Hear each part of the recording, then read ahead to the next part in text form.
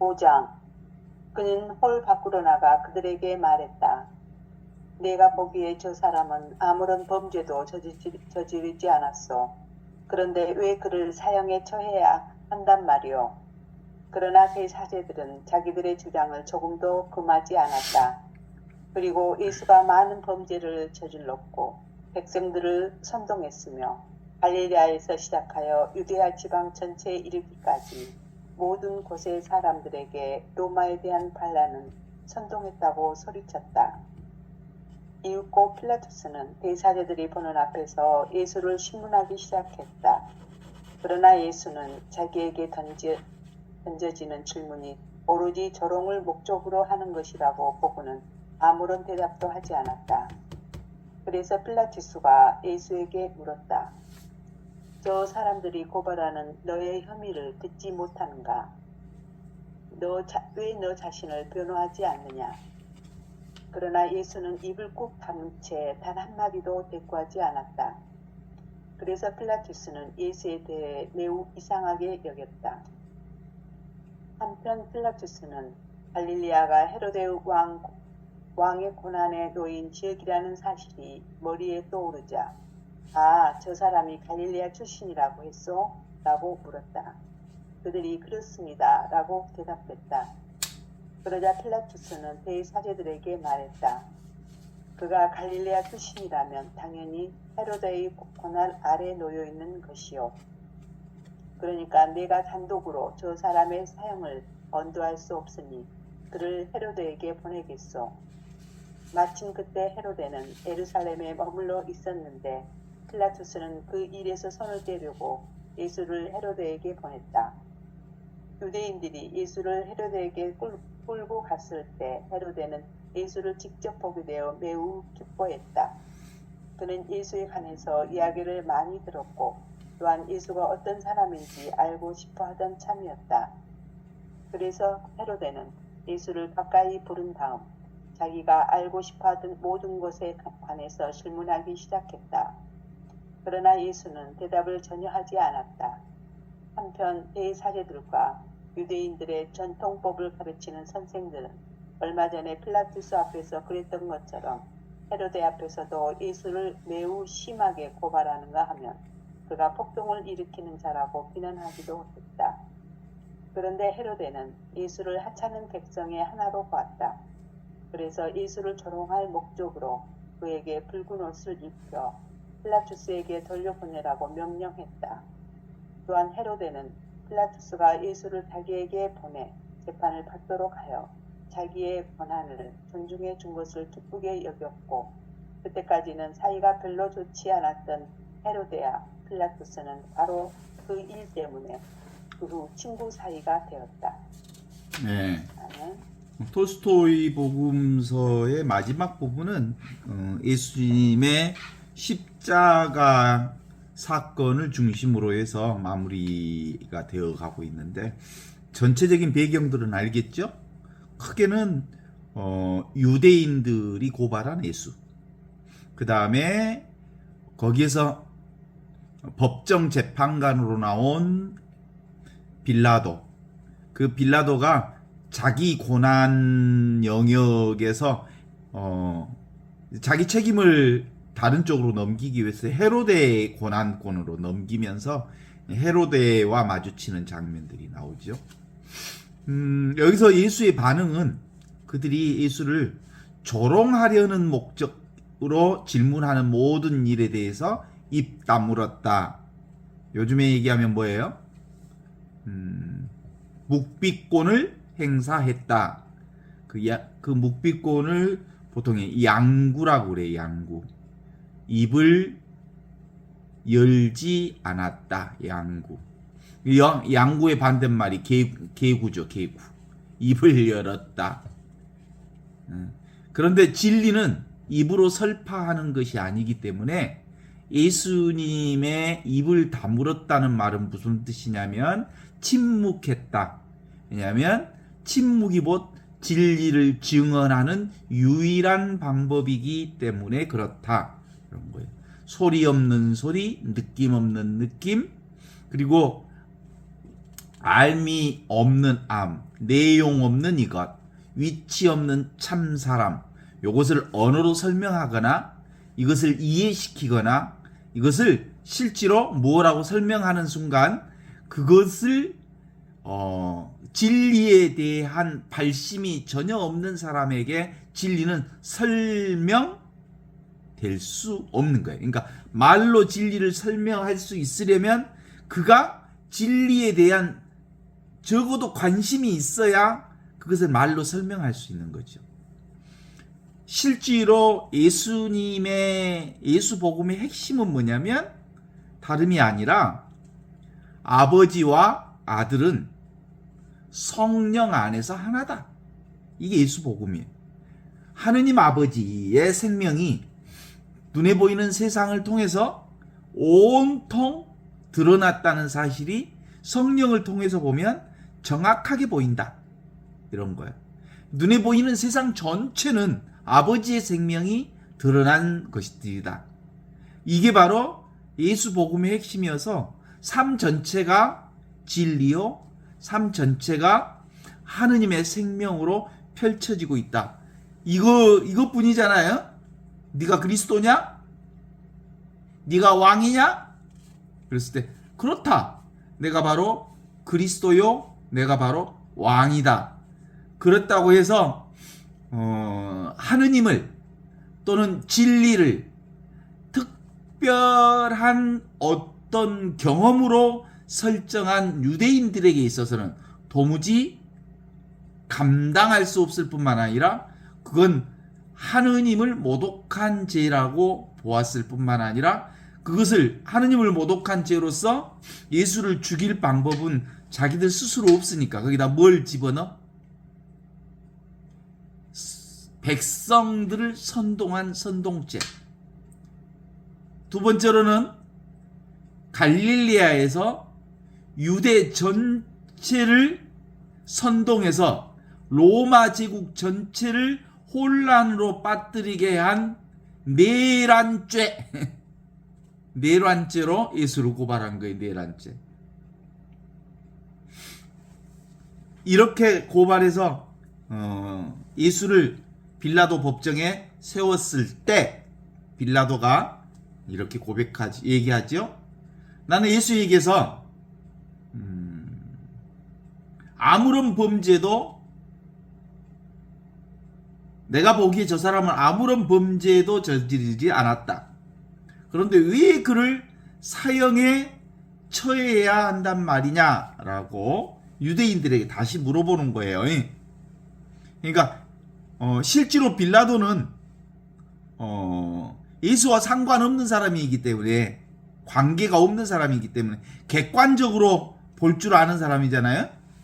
유대법 내지는 로마법의 법을 어긴 흔적이 1도 없다.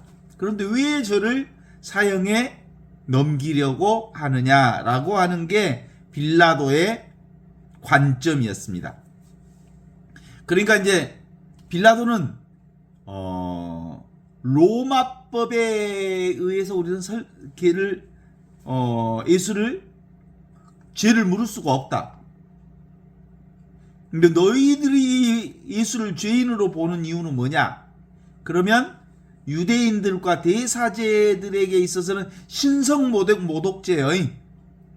신성모독죄. 그런데 그 신성모독죄를 죄로 걸 수가 없으니까 백성선동죄, 갈릴리아에서 유대까지의 전 나라를 혼돈으로 빠뜨리는 내란 수괴. 요즘에 대한민국에서 제일 많이 쓰는 내란 수괴로 예수가 지금 잡혀왔다. 이렇게 얘기를 하는 거예요. 그래서 빌라도가 대사제들 앞에서 예수를 심판하기 시작합니다. 예수를 심판하면서 예수님은 분명하게 알게 된 거죠. 빌라도가 대사제들 앞에서 예수를 심문하는 이유는 뭐예요? 기본적으로 대사제들이 예수에게 질문하는 것, 빌라도가 예수에게 질문하는 모든 것은 조롱을 목적으로 하고 있는 것을 예수는 너무나도 잘 알고 있기 때문에 묵비권 행사, 대답하지 않기로 결정했다. 근데 굳이 이제 그것은 현재법으로 얘기하면 묵비권이고요. 진리는 사실상 진리를 받을 만한 마음이 없는 사람들에게는 진리에 대한 얘기를 할 이유가 없는 거예요. 그죠? 진주를 돼지들한테 던지지 말라는 거거든요. 실제로 예수님이 전한 복음이라고 하는 건 바로 아버지와 아들이 둘이 아닌 하나다. 세상 모든 게 아버지의 생명이다. 영원한 생명. 그게 뭐냐면 보고 있는 이것, 듣는 이것. 이건 바로 눈앞에 있는 이 순간, 이것이 바로 하느님의 생명이다. 네가 보고 있는 이 의식 그 자체가, 이 존재 그 자체가, 이 생명 그 자체가 바로 하느님의 생명이다라고 하는 걸 증명하는 거예요. 이건 설명될 수 있는 게 아니고 이건 너희들이 실감하고 너희들이 자각할 때만 경험될 수 있는 거다. 이렇게 설명하고 있는 거죠. 빌라도가 예수에게 묻습니다. 저 사람들이 고발하는 너의 혐의를 네가 듣지 못했느냐? 왜 너는 자신에 대해서 변호 한마디 하지 않느냐? 그렇지만 예수는 입을 꾹 다물었다. 양구했다. 지금 여기 이 자리를 설명할 이유가 없는 거죠. 지금 여기 이 진리를 설명할 필요가 없는 거예요. 그래서 빌라도는 갈릴레아 출신이라는 것을 예수가 갈릴레아 출신이라는 것을 알았기 때문에 이 갈릴레아는 헤로데 관할권이었기 때문에 이 예수를 헤로데에게 넘길 생각을 가지고 있었죠. 그러니까 내가 단독으로 저 사람을 사형에 연동할 수 없으니 그를 헤로데에게 보내겠소. 그런 다음에 마침내 헤로데는 예루살렘에 머물러 있었다. 그래서 빌라도는 그 일에서, 예수의 일에서 손을 떼려고 예수를 헤로데에게 넘겨삐다. 이렇게 얘기하고 있습니다. 유대인들이 예수를 다시 헤로데에게 끌고 갔을 때 헤로데는 예수를 직접 보게 되었고 매우 기뻤다. 왜냐하면 헤로데는 예수에 대한 여러 가지 소문들을 다 듣고 있었는데 직접 예수를 보고 싶은 마음이 있었기 때문에 예수를 데리고 온 것에 대해서 환영했던 거죠. 그리고 자기가 모든 것을, 예수에게 궁금한 모든 것을 질문하고 싶었어요. 그래서 헤로데가 예수에게 여러 가지를 묻지만 아무것도 예수님은 헤로데에게도 대답하지 않았다. 진리는 그것을 진정으로 알려고 하는 마음이 있는 사람, 진리에 대해서 마음이 있는 사람만이 그 말을 하면 알아들을 뚱말뚱해 알려고 하는 사람도. 그런데 조롱하려는 목적으로 질문하는 사람에게는 더더욱이나 얘기할 필요가 없다는 것을 알았던 거죠. 그랬더니 유대인들은 전통법 안에서 빌라도 앞에서 예수를 그 사형에 처하라고 얘기하듯이 더 심하게 헤로데에게 예수를 고발을 계속하던 거였대요. 이 사람은 바로 폭동을 일으킨 사람이요, 내란을 일으킨 사람이요 라고 얘기를 할 때 헤로데는 예수를 하찮은 하나의 백성으로 여기면서 예수를 조롱할 목적으로 그에게 붉은 옷을 입혀서 보냈다. 붉은 옷은 뭐예요? 왕의 반 홍포, 왕의 반 입히는 옷을, 그러니까 진짜 예수를 왕이라고 생각하고 홍포를 입힌 게 아니라 조롱할 목적으로 홍포를, 붉은 옷을 입혔다. 이렇게 나옵니다. 헤로데는 빌라도가 예수를 자기 관할권에 넘겼다는 사실은 자기를 빌라도가 존중한다는 사실을 알고, 원래는 헤로데하고 빌라도가 별로 사이가 좋지 않았는데 예수 때문에 친하게 되었다. 이 얘기를 전하고 있어요. 그렇습니다. 우리가 말하는 이 진리는 아버지와 아들은 성령 안에서만 알아들을 수 있어. 하나로. 보이는 것과 보이지 않는 것은 성령 안에서만 볼 때 보이는 것과 보이지 않는 것은 둘이 아니에요. 세상은 보이는 듯 하지만 그림자와 같이 사라지는 것이고, 진리는 보이지 않지만 영원히 있는 것이고, 그런데 보이지 않지만 영원히 있는 이 진리, 하느님의 생명을 통해서 보이는 세상의 그림자들이 펼쳐지고 있다는 걸 깨달아야 하는 건, 실제로는 이거 아무리 머리 돌려서 알려고 해도 알 수가 없어. 누군가가 깨달은 사람이 그걸 전해 주어야만 비로소 이걸 알 수 있어. 그러니까 복음 선포를 듣지 않고서는 도무지 사람들은 자기 습으로만 세상을 보기 때문에 이 복음을 도무지 알 수가 없어. 누군가가 설명해 주어야, 누군가가 깨우쳐 주어야 비로소 아하 그렇구나라고 알 수 있는 거예요. 그래서 이건 근본적으로 시공간을 초월해서 누구나 쓰고 있어. 그러기 때문에 실제로 알 수가 없어. 너무나 큰 것은, 세상에서 가장 큰 것은 볼 수가 없는 거예요. 너무나 큰 것은 볼 수가 없는 거예요. 너무나 큰 소리는 들을 수가 없는 거예요. 그거와 똑같아. 이건 무한히 크고 무한히 넓은 거기 때문에 이건 볼 수도 들을 수도 느낄 수도 없는 거예요. 전체가 느낌이요, 전체가 봄이요, 본 전체가 들음이요, 전체가 알미지, 암 자체이지, 암 자체를 알 수는 없고 봄 자체를 볼 수가 없고 들음 자체를 들을 수 없는 거기 때문에 이거 직접 말한다고 해서 이게 알아질 수 있는 게 아니라는 거예요. 따라서 예수님 늘 얘기하잖아. 와서 보라. 직접 들으라. 이 보는 성품은 볼 수가 없고 아는 성품은 알 수가 없기 때문에 기본적으로 차별적 시각으로 세상을 보아서는 볼 수가 없는 거예요. 이건 평등한, 누구나 가지고 있는, 모두가 쓰고 있는 이 생명을 듣는 성품, 보는 성품은 기본적으로 어떤 사람만 알아요?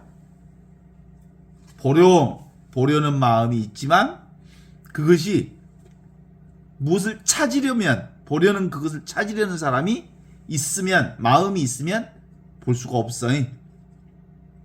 그냥 보는 성품에 대한 발심은 있대.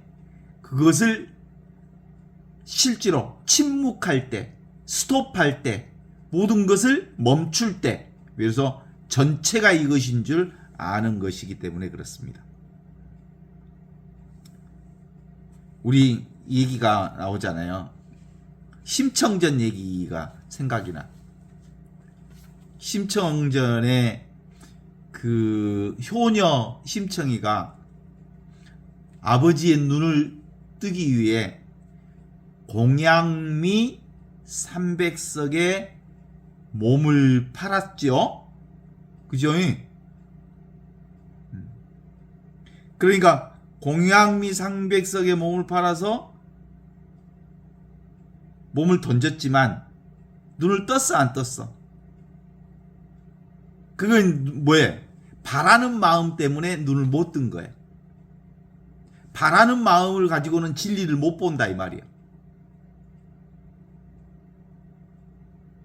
그런데 그 300석을 뺑덕어미한테 다 뺏겨버렸어. 그리고 이 효녀 심청이가 영궁에 갔다가 진짜 우리 아버지가 눈을 떴는지를 보려고 잔치를 벌렸어. 잔치를 벌려서 전국에 있는 모든 맹인들은 전부 불러오라고 했어. 그래서 우리 아버지 눈 떴는가 보려고 몰려왔는데 다 눈이 안 뜬 사람들만 있네. 그래서 심청이가 아버지 저 심청이요. 심청이와 아버지의 상봉 장면이 눈에 원하지요. 어머 내 딸 심청인가. 어째 한번 보세 내 딸 한번 보세. 내 딸이 공양미 상점 300석의 몸을 팔아 죽은 줄 알았던 내 딸이 여기 있단 말인가 하고 순간 내 딸 심청이 한번 보세 하면 척 눈이 뜬 거야. 근데 여기서 핵심이 그거예요. 누가? 심청이 아버지가 눈을 딱 뜨는 순간 거기 모였던 모든 맹인들이 눈이 번쩍 떴다 그런 거예요. 이게 바로 무슨 얘기냐면 진리의 눈을 뜨면, 내가 진리의 눈을 뜨면 모든 사람들이 다 진리의 눈을 뜨는 거예요. 진리의 눈을 떴다는 말은 내가 사랑을 알면 모두가 사랑으로 보인단 말이에요. 내가 하느님을 알면 모두가 하느님으로 보이는 거예요. 그래서 부처 눈에는 부처만 보이고, 예? 도둑놈 눈에는 온 세계가 도둑놈으로 보이는 거예요. 지가 도둑놈이니까. 그래서 이 진리의 문제도 사실은 내 하나가 눈을 뜨면 진리 하나가 이것이 진리거든요. 눈앞에 이것이. 이 진리의 눈을 뜨면 온 천하가 다 진리인 거예요. 그 얘기를 심청전을 통해서, 실제로 심청전은 깨달음의 소설이거든요. 이게 도가에서 나온 거거든요. 도가 사상이 근본적으로 그 바탕이 되어 있는 소설이어서 그래요. 그런 거예요. 기본적으로 자기 하나 눈 뜨면, 자기 하나 진리를 깨달으면 사실은 진리 아닌 게 없다는 거예요. 사랑 아닌 게 없다는 거예요. 그렇지 않습니까?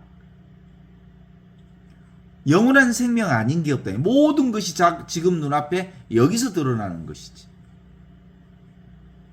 그래서 예수 복음이 바로 그걸 얘기하는 거예요.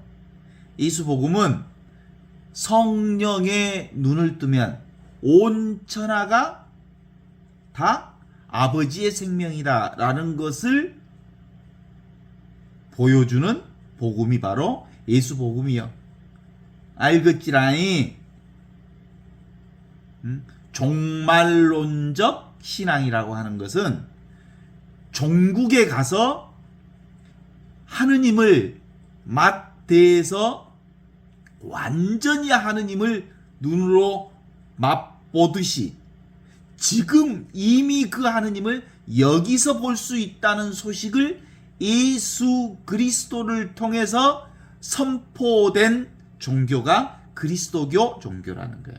그래서 그리스도교를 계시 종교라고 해요. 계시 종교라는 말은 바로 완전하게 하느님이 이 세상의 전체로서 열려놓은 종교, 열린 종교, 드러내 보여주신 종교, 복음을 완벽하게 펼쳐내 주신 종교가 바로 예수 복음의 기쁜 소식이요. 근데 이 기쁜 소식은 성령의 안목이 열리지 않는 사람에게는 수천 번 설명해도 도무지 알아들을 수 없는 소식인겨. 오소서 성령님, 믿는 이들의 마음에 불길을, 성령의 불길을 내려주시어 온전하게 사랑의 불길을 내려주시어 지금 눈앞에 있는 이 하느님을, 사랑을, 진리를 보게 해주십시오 라는 기도가 바로 그런 거예요. 이건 내가 뜨고 싶다고 해서 진리를 보는 게 아니고 나도 모르게 실감하게 되는, 오메오메, 아하 이거구나. 그래서 누가 가르쳐 주는 게 아니라 스스로 어느 순간에 오메오메 바로 이거구나 라는 것이 제 안에서 실감되는 거지. 이를 가르쳐서 하느님의 임마누엘 체험이라고 그래요. 이 하느님 임마누엘 체험이 우리 안에 오면 처녀가 잉태하여 아들을 낳으리니 그의 이름을 예수라 하여라 하였듯이 이 처녀의 마음이 바로 이 마음이요. 동정녀가 바로 어떻게 잉태한 거예요? 성령으로 잉태하여 동정녀가 예수를 낳은 거예요. 예수가 바로 진리를 낳은 거예요. 성령을 통하지 않았다면 기본적으로 예수를 알아볼 수가 없는 거예요. 낳을 수가 없는 거예요. 성모님이 예수를 낳았다는 말은 생물학적으로 예수를 낳았다는 얘기가 아니라 진리를 낳았다는 말이에요. 진리를 낳았단 말은 바로 진리를 낳는 기본 조건이 뭐냐면 동정녀의 조건이 필요해요.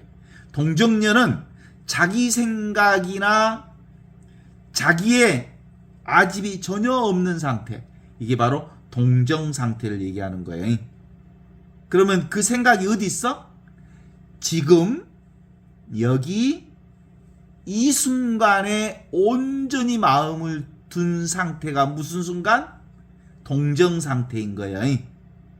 지금이 아닌 과거, 지금이 아닌 미래의 어떤 걱정 상태에 있으면 그건 혼탁한 마음이고 묶여있는 마음이고 더러운 마음인 거야. 깨끗하지 못한 마음이에요. 그래서 동정 상태란 지금 이 순간에 머물러 있는 상태를 동정 상태라. 그러니까 성모님, 성령께서 동정이신 성모님을 통해서 진리를 잉태하여 세상에 나올 수 있었던 것은 바로 성모님이 지금 이 순간에 온전한 마음을 봉헌했기 때문이다. 이렇게 볼 수 있죠. 어때요? 이 체험 이제 실감이 됩니까? 여러분 동정 상태 맞지요? 동정 상태 맞아요? 처녀지요, 처녀? 그러니까 계속 무슨 막 그 처녀가 무슨 따로 있는 줄 안다께? 처녀가 늘 우리가 쓰고 있는 마음이 처녀의 마음이요. 동정의 마음이란 늘 쓰고 있는 마음을 동정의 마음이라고 그래. 늘 쓰고 있는 마음이 동정의 마음, 늘 쓰고 있는 이 마음이 처녀의 마음이라는 거예요. 여기는 어떤 생각도 들어가 있지 않고 어떤 느낌도 들어가 있지 않고 어떤 의지도 들어가 있지 않는 이 마음, 천지가 창조되기 전부터 있었던 이 마음, 이게 바로 로고스, 말씀이 사람이 되시어 우리 가운데 오신 그 자리가 지금 이 자리라는 거죠. 어떻습니까? 본래부터 있는 이 경험이 이제 우리 안에서 분명하게 실감된다는 건 너무 소중한 일이요. 그래서 동정 상태로 세상을 산다는 건 뭐예요? 지금 여기 이 순간을 사는 거예요. 제가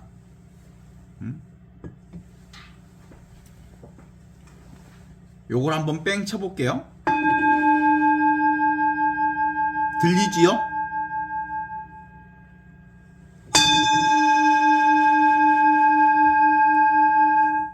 들리죠? 이게 제 목소리 들리죠? 듣는 이것. 이게 바로 그냥 듣고 그냥 보는 이것.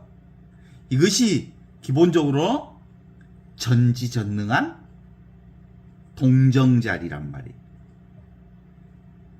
이게 전지전능하다는 말 이제 알겠죠? 이 순간만이 전지전능해. 모든 건 여기서 나오니까. 이 순간만. 지금 여기 이 순간이 바로 하느님이 온 세상을 잉태하는 자리. 그래서 예수복음이라고 하는 건 다른 복음이 아니고 모든 것이 시작되는 자리. 그건 눈앞에 이 자리. 너의 의식 자리. 알아차림. 근데 그건 어떻게 알아차리냐면 텅 비어 있는데 온갖 것을 알아차려. 텅 비어 있다는 점은 고요하다는 뜻이잖아요. 알아차린다는 말은 충만하다는 뜻이잖아요. 알아차린다는 건 지혜의 영역이고, 그 다음에 텅 비었다는 말은 뭐예요? 아무것도 없다는 말이에요. 인위적인 방법이 전혀 들어가 있지 않다는 뜻이잖아요. 인위적인 방법이 전혀 들어가 있지 않는 자연 상태에서 무위자연하는 상태, 이 자리가 바로 하느님의 자리다, 이렇게 보는 거죠. 그래서 여기서는 가만히 있는 것 같은 정이면서 거기서 모든 동이 일어나는 자리, 그래서 정중동. 그런데 여기서 모든 움직임이 일어나고 변화가 일어나는데, 이 움직임과 변화는 늘 항상 아무것도 일어나지 않는 정의 자리에서 일어나는 거예요. 동중정이라고 하죠. 따라서 이제 우리가 그 직감적으로 이제 아주 쉽게 이렇게 요 자리만 분명히 알면 세상의 온갖 생멸 변화들을 보는, 이것이 생멸 변화가 없는 불생불멸의 자리에서 일어난 줄 아는 것이. 요즘에는 제가 테일하르드 샤르댕 공부를 좀 하면서 느끼는 게 바로 그리스도의 변화 자리거든요. 그리스도를 통하여 그리스도와 함께 그리스도 안에서 성령과 하나 되어 전능하신 천주 성부 모든 영예와 영광이 영원히 있나이다 라고 말할 때, 그리스도 자리는 변화가 없는 자리잖아요. 그래서 그리스도를 통하여 그리스도와 함께 그리스도 안에서 모든 것이 시작되고 그리스도 안으로 모든 것이 수렴되어지는 것이란 말이에요. 그런데 그게 미사 전례 안에서만 성체성사가 이루어지는 게 아니라 사실상 우리의 삶 전체가 성체성사로 이루어져 있어. 그쵸? 제가 텃밭을 요즘에 일구는데, 텃밭을 일구다 보니까 땅속에 개구리가 폴딱 뛰어나와. 지렁이들이 거기서 잠을 자다가 기어나와. 그리고 이렇게 풀을 이렇게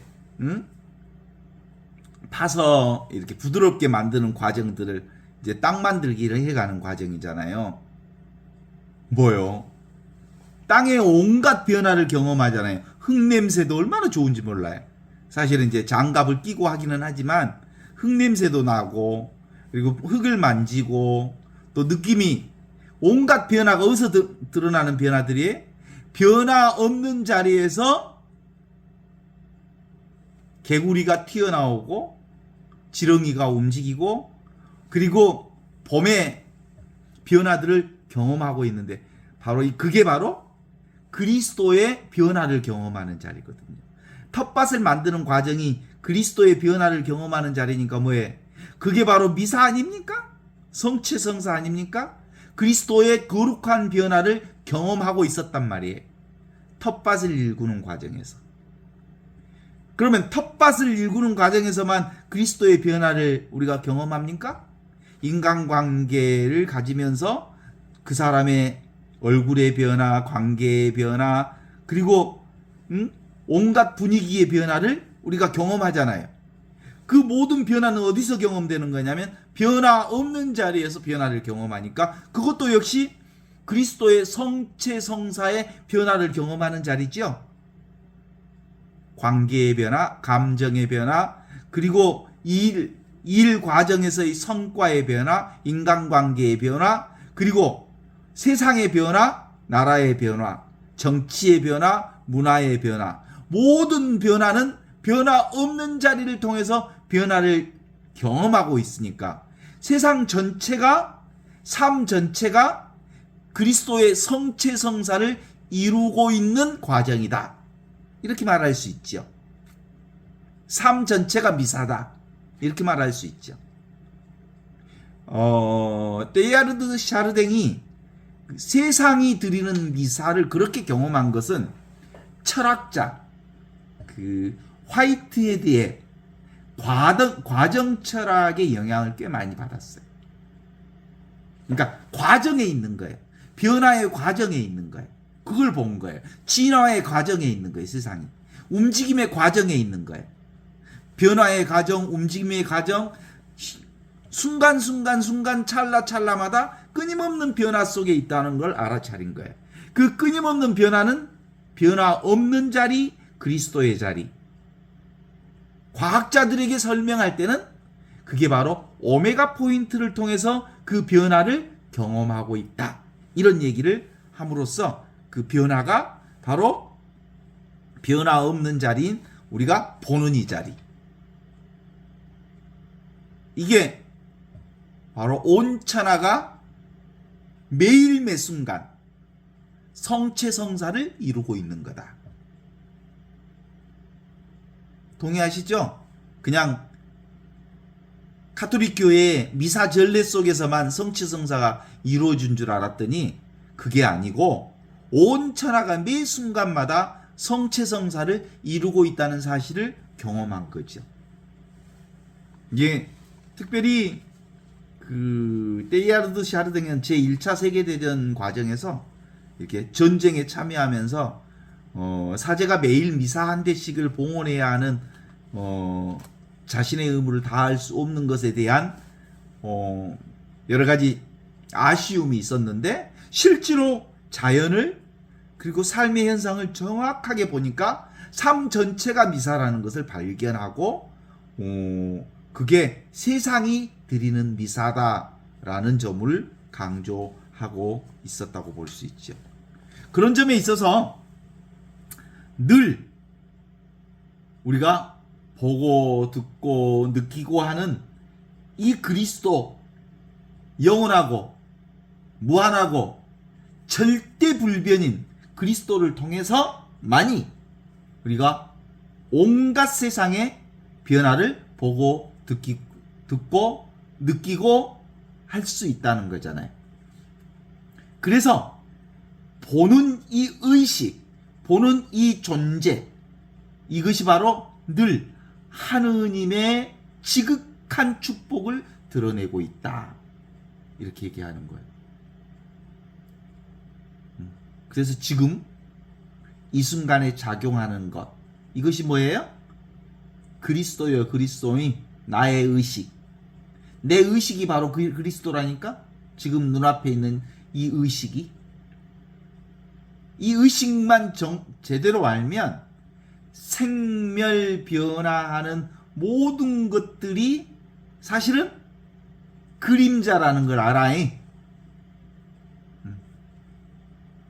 그것을 알면 이제 그것이 내 몸 자체가 바로 생멸 변화하는 삶 자체가 생멸 변화하는 성체성사 자체라는 걸 알아.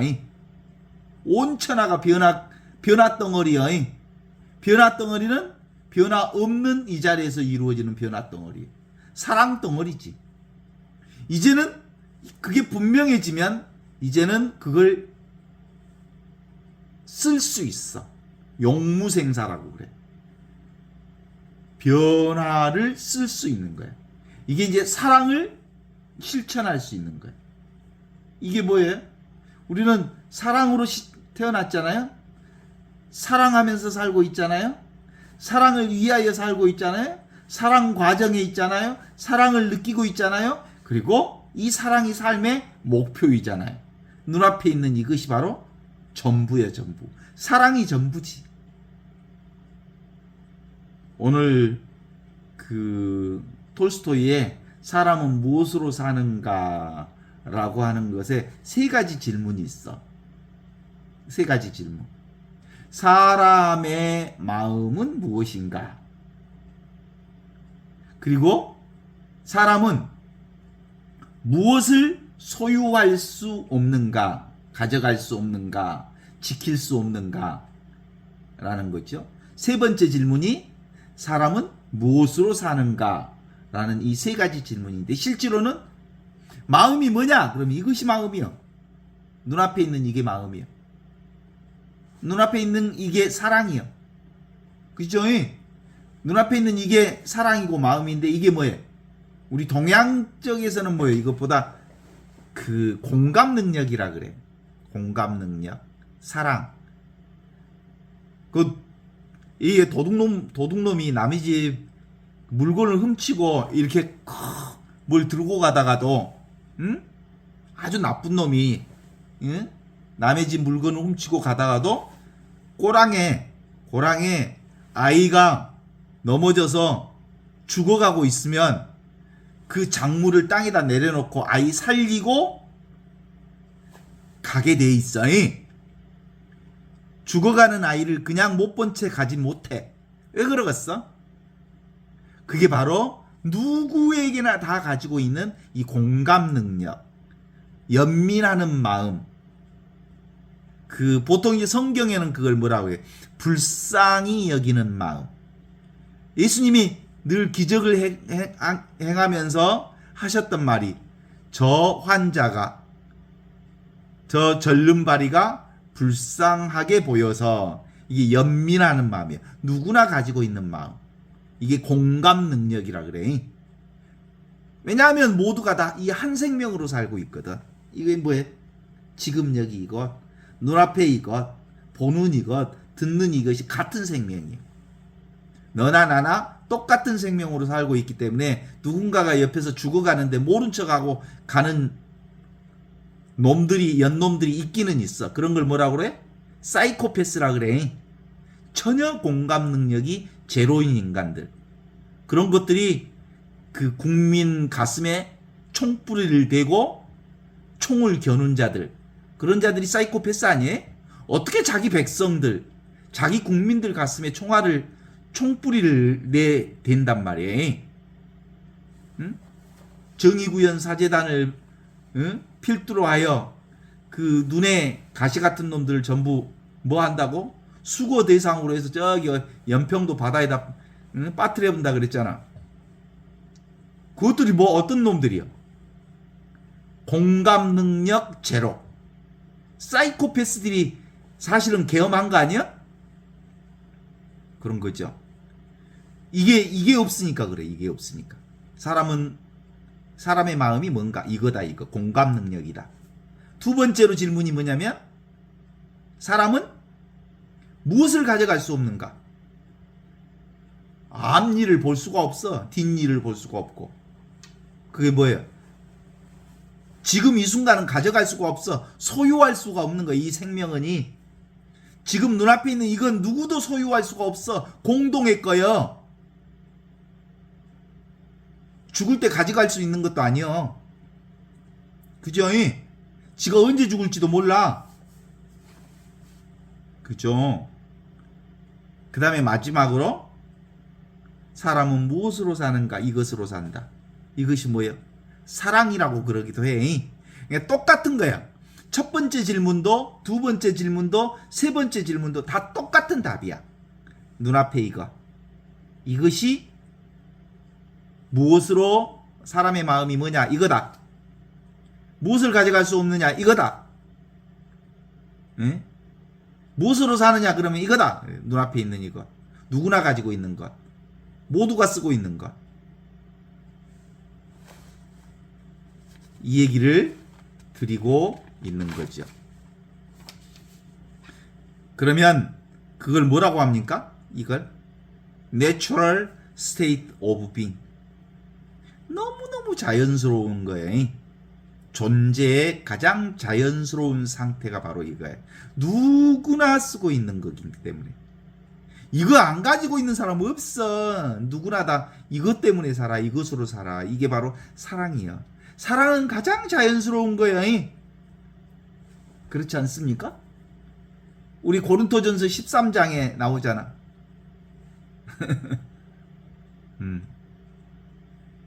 사랑은 시기하지 않습니다. 질투하지 않습니다. 참아줍니다. 그냥 덮어줍니다. 시끄럽게 떠들지도 않습니다. 이것은 울리는 징과 같지 않습니다. 늘 있는 거기 때문에 그래요. 요란스럽지 않아. 이 사랑은 특별하지 않아. 그런데 이것 없이는 어떤 변화도 우리가 경험할 수 없어. 이것이 들어가야 변화가 시작이 돼. 사랑이 들어가야 변화를 경험할 수 있어. 그죠? 봐봐. 애기들 내가 조금만 사랑을 주면 금방 알아버려. 우리 집 개도 내가 조금만 사랑하면 오메. 요즘에 텃밭에서 일 좀 하려고 했더니 아이 장난치면서 자기랑 같이 놀아주라고 막 비비고 난리야. 조금만 좀 사랑 좀 줬더니 그 같이 좀 놀아주다가 일하다가 그랬거든요. 알아. 이 사랑을 주는지 안 주는지 알아 몰라? 다 알아. 꽃도 내가 사랑을 주면 이쁘게 펴. 그죠?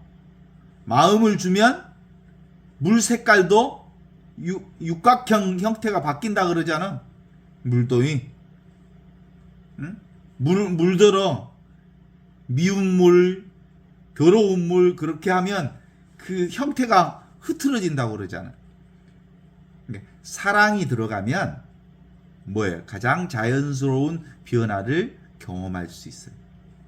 특별한 느낌이 아니기 때문에 여기서 드러나는 온갖 것들은 참 자연스러움으로 드러나는 것.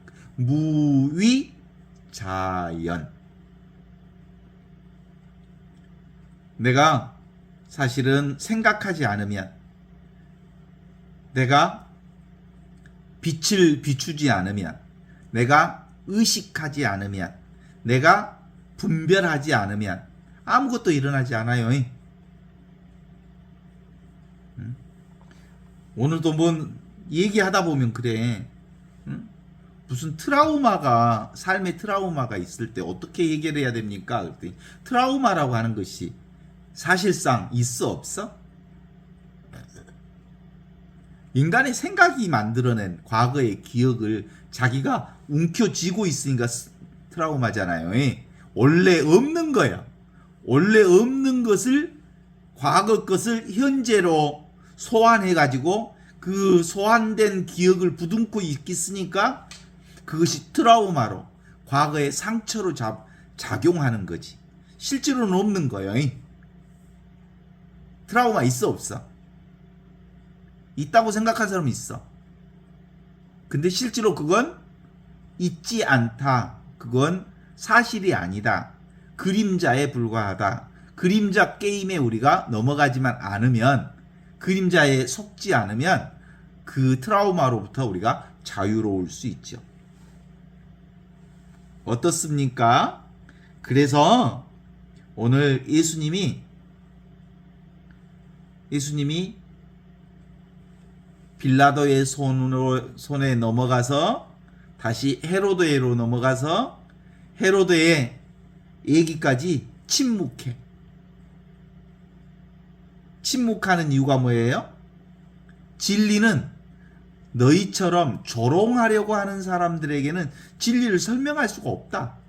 진리를 설명한다 해도 진리는 설명될 수도 없고, 그리고 설명한다 해도 알아들 수 없는 거기 때문에 진리는 설명되지 않는 거다. 진리는 곧 침묵이여. 말 없는 말이 진리고 소리 없는 소리가 진리고 그런 거예요. 아이 소리도 마주쳐야 손바닥이 나지. 그렇습니까? 안 그렇습니까? 한 손바닥의 소리로는 소리가 나지 않습니다. 진리가 소리가 안 나려면, 소리 없는 소리가 되려면 침묵해야 소리 없는 소리에 하느님을 경험할 수 있는 거지요. 그러니까 헤로데가 물어봐도, 그리고 빌라도가 물어봐도 침묵하고 말았습니다. 이게 예수님이 진리를 증언하는 유일한 방법이었던 거죠. 어떻습니까? 우리가 살고 있는 이 세상 전체는 다 텅 비어 있으면서 모든 것을 드러내고 있는 이 자리. 성성한데 적적해. 성성하다는 말은 무슨 뜻이에요? 너무나도 분명하고 자명하다는 뜻이고, 적적하다는 말은 고요하고 아무것도 없다라는 뜻이에요. 아무것도 없는 자리에서 모든 것을 너무나도 명확하게 자명하게 드러내는 것, 이것이 진리고 이게 바로 나여. 이게 위치 없는 참 사람으로서 나, 내용 없는 참 사람으로서 나죠. 생각할 필요가 없는 이것. 우리 인간 삶의 고통을 잘 들여다보면 인생의 고통은 고통 속에 쑥 들어가 보면 그 고통이 사실상 없다는 걸 알아. 그래서 뭔 속에 길이 있어? 고통 속에 길이 있는 거예요. 고통 속에 들어가면 고통이 없다는 진리를 안다고. 그래서 이제 십자가라고 하는 사순절을 지내는 이유가 뭐냐면 모든 중심에는 어디가 있어? 고통 속에 삶의 중심이 있는 거야. 고통 속에. 고통은 변화를 경험하는 자리잖아. 고통의 변화를 경험하는 자리가 바로 변화하지 않는 진리가 있는 자리지. 그래서 그리스도교는 늘 그렇게 얘기하잖아요. 가난한 자들을 위한 우선적 선택이 하느님 나라의 진리를 드러내는 시대적 표징이다. 이렇게 얘기하는 거예요.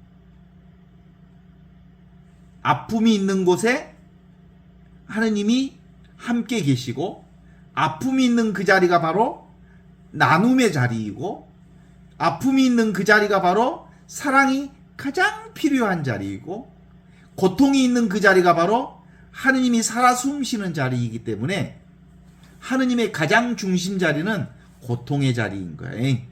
고통을 외면하는 자들은 사실상 사이코패스요. 공감 능력 제로. 공감 능력 제로는 하느님 나라 들어갈 자격이 없는 거지요. 어때요? 객관적 상황은 나를 괴롭힐 수가 없죠. 그렇지 않습니까? 내가 그것에 대해서 반응할 때 그것이 시작되는 거예요. 내가 의식할 때 그것이 시작되는 거예요. 그러니까 나의 개입 없이, 이 의식의 개입 없이는 어떤 분별도 이루어지지 않는 거예요. 그러니까 봐봐. 세상에 온통 성취성사가 가득해. 은총으로 가득해. 세상은 매 순간마다 미사를 드리는 축제의 순간이야. 그런데 그것을 의식하지 못하는 자에는 세상이 축제가 아니지. 세상을 성체성사로 경험하는 자만이 세상 안에서 하느님의 놀라운 변화를 경험할 수 있는 거지. 그래 안 그래?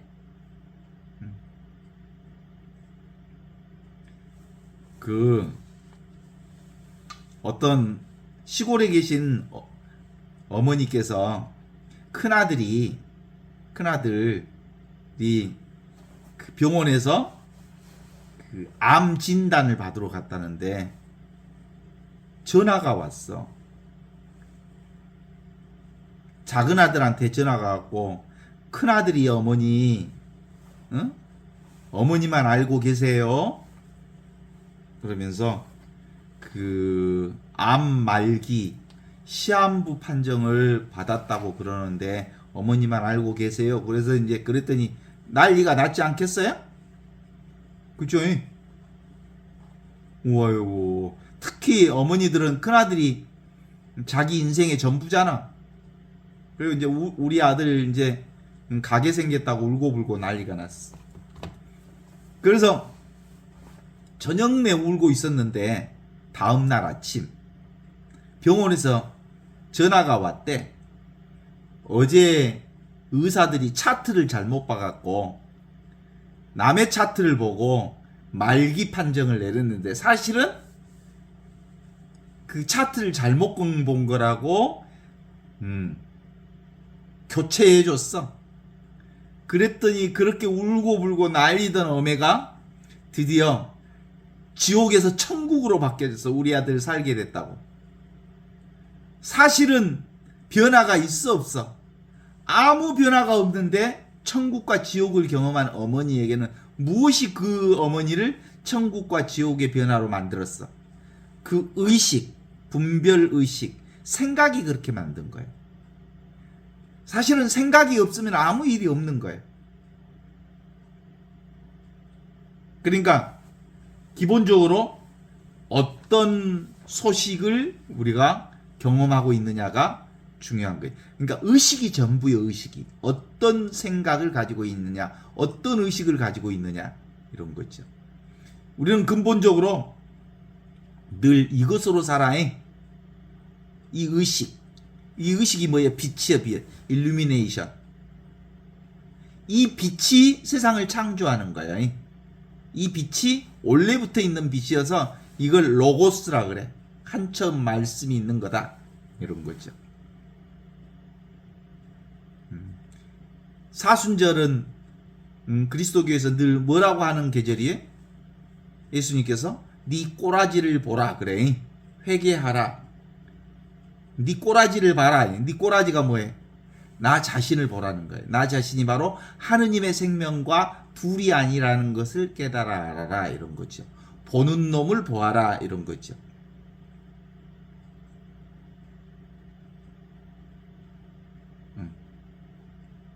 모든 것은 다 내 탓이여. 내 탓이요, 내 탓이요, 내 큰 탓이로소이다. 내가 그렇게 보기 때문에 그렇다. 그것만 깨달아 알면 되는 거예요. 그래서 오늘 톨스토이 복음서의 핵심은 예수님께서 말씀을 하지 않으셨다라고 하는 그 자체가 바로 진리를 선포한 거예요. 말 없는 말, 침묵이 바로 진리다. 말할 수 없는 말, 이해할 수 없는 말, 불가사의한 말, 그것이 바로 늘 살아있는 진리. 이게 바로 말 없는 말이 참된 말이다 라고 하는